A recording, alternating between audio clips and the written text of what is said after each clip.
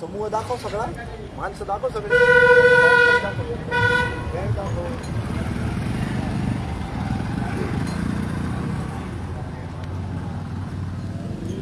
वंदे मातरम.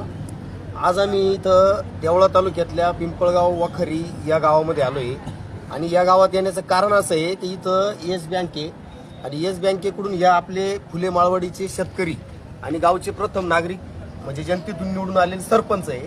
त्यांनी ट्रॅक्टर घेतला होता, कर्ज या बँकेकडून कर्ज घेऊन ट्रॅक्टर घेतला आणि या बँकेने काय केलं माहितीये का, म्हणजे सर्वच बँक आणि पतसंस्था असेल किंवा फायनान्स असेल यांनी थर्ड पार्टी एजन्सीच्या नावाखाली शेतकऱ्यांची लूटमार चालू आहे. सगळीकडे सगळ्याच शेतकऱ्यांची लूट आहे. फक्त इज्जतीसाठी प्रत्येक शेतकरी हा घरात दडून आहे आणि आत्महत्या करून घेतो पण बाहेर येत नाही. त्या शेतकऱ्यांसाठीचा आजचा हा मेसेज आहे आमचावाला. हे बघा, आज इथं या बँकेच्या समोर अशा पद्धतीने मंडप टाकून आणि आंदोलन चालू आहे. जी ही लूट या सरपंचाची झाली. देवळा तालुक्यातल्या फुले माळवाडीचे सरपंच पैसे भरून घेतले, म्हणजे हप्ते थकले होते पण त्यांनी त्याच दिवशी लगेच 1 तासामध्ये लगेच पैसे भरले या बँकेला. तरी पण त्यांचा ट्रॅक्टर त्यांनी घेऊन आली.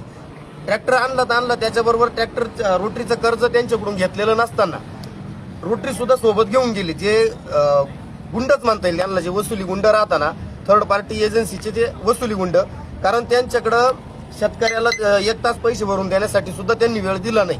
अशा पद्धतीने जी या येस बँकेने जे पैसे भरून घेतले, आता शुक्रवारी पैसे भरले, शनिवारी पैसे भरले, तरी पण आज मंगळवार उगवला तरी आतापर्यंत ट्रॅक्टर यांच्या ताब्यात घेत नाही. आता त्याच्यानंतर आम्ही इथं 1 तासापासून बसलोय.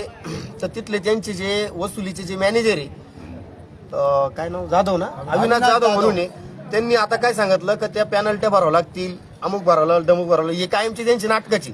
आता 3 दिवस ट्रॅक्टर त्यांच्या गोडाऊनलाच नाही. मग गोडाऊनला जर ट्रॅक्टर नाही, गोडाऊनला असेल तर सीसीटीव्ही फुटेज द्यायची आपली मागणी. जर तुमच्या गोडाऊनला ट्रॅक्टर आहे ना तर सीसीटीव्ही फुटेज आणा. 3 दिवस ट्रॅक्टर तुमच्या गोडाऊनला जर उपलब्ध आहे ना तर तुम्ही पॅनल्टी घ्या.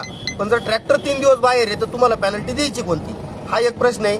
त्याच्यानंतर जर शेतकऱ्यांनी त्याच दिवशी लगेच तुमच्या अकाउंटला जर 1 तासात पैसे भरले तर ते डमी अकाउंट सांगतात. याचं नाटक बघा. आता सगळ्यांची लूटमार अशाच पद्धतीने पैसे भरून घेतात आणि 2-3 दिवस ते डमी अकाउंटला पैसे पडून राहते आणि इकडे यांच्याकडे पैसा येत नाही आणि शेतकऱ्यांना अशा पद्धतीने पॅनल्टीचे, म्हणजे आता 3 दिवसामध्ये 18,000 रुपये भरायचे, बरोबर ना. बदनामी करण्याचा पण प्रकार आहे हा एक प्रकारे खुन्नसबाजीतून बदनामी करण्याचा प्रकार आहे.